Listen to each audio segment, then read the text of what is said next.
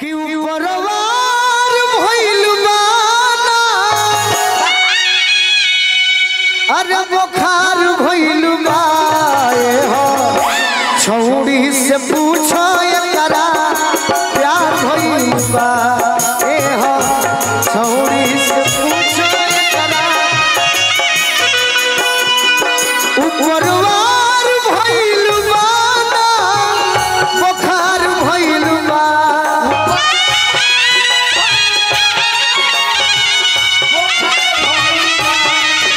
उपरवार भइल बाना बुखार भइल बा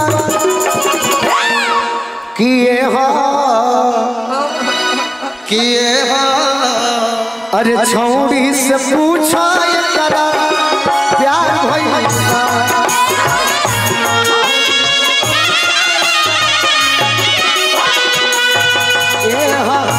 छौड़ी से पूछो एकरा प्यार भइल बा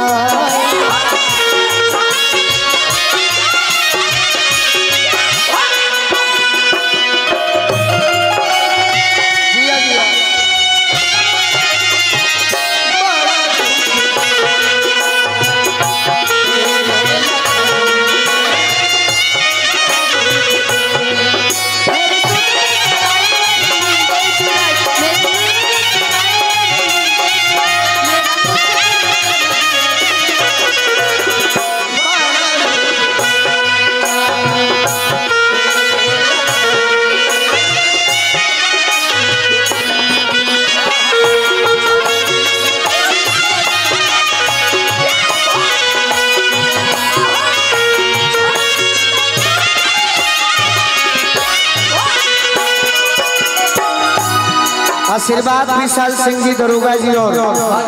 संत लाल जी उर्फ मिठाई जी की ओर से आशीर्वाद मिलल। देख चंदन ये हमारा अनुभव मिलल कि प्यार के कारण जरूरी नहीं कि कहबे करे कि प्यार भइल बा जुलुल फुल्लो रतबा जुलुल फुल्लो रतबा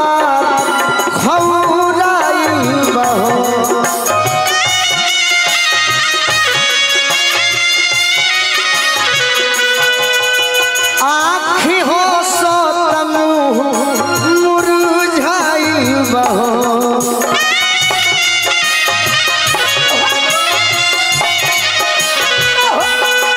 आँखी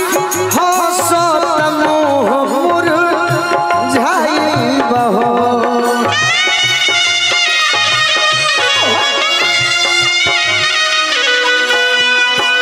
एक कारण बा जनकर कहा दिलदार संग रात गुलू जार भइल बा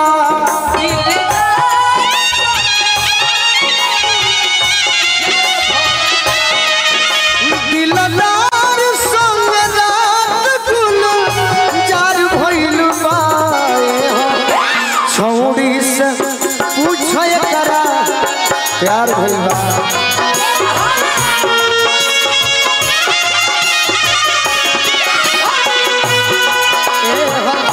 छौड़ी से पूछो एकरा प्यार भइल बा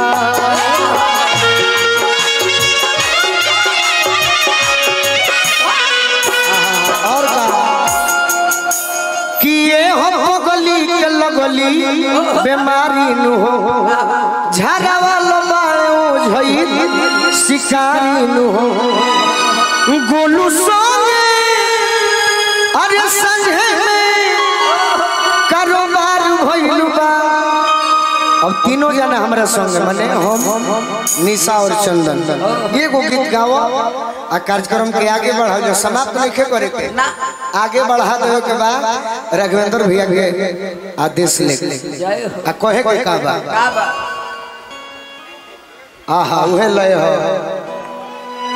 कि दीवाना है भोले बाबा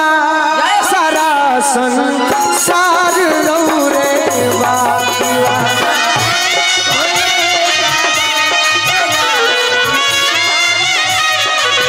दीवाना है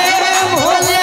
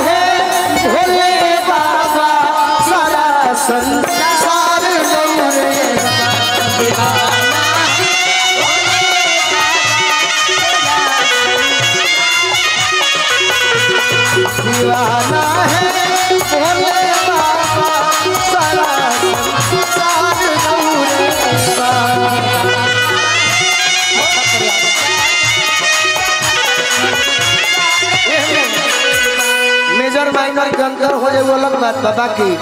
दुनिया के सबसे अच्छा गीत निशा भी गा सकत है। गीत हमारी पूरा होई ओकर बाद एगो आदेश आई ओकरा के पूरा कोई जाई। बाकी मोर भंगिया के मनई दो मोर भंगिया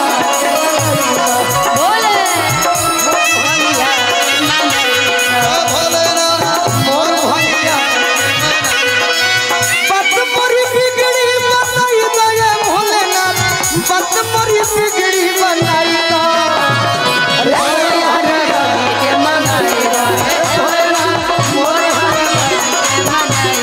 दीवाना है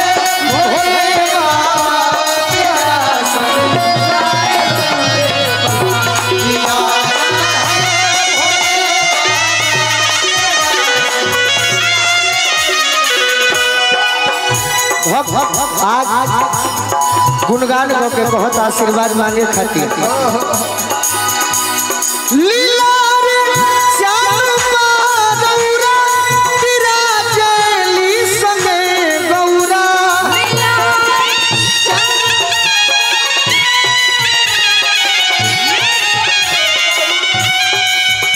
अरे विराजे ली संगे गौरा जटा जूटी में है भगवान गंगा के हार रौरे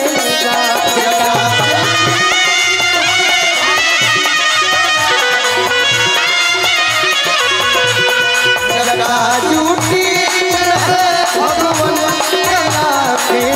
हार रौरे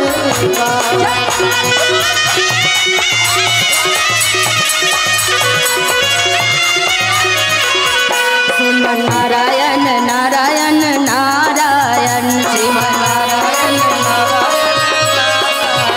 श्रीमन नारायण नारायण नारायण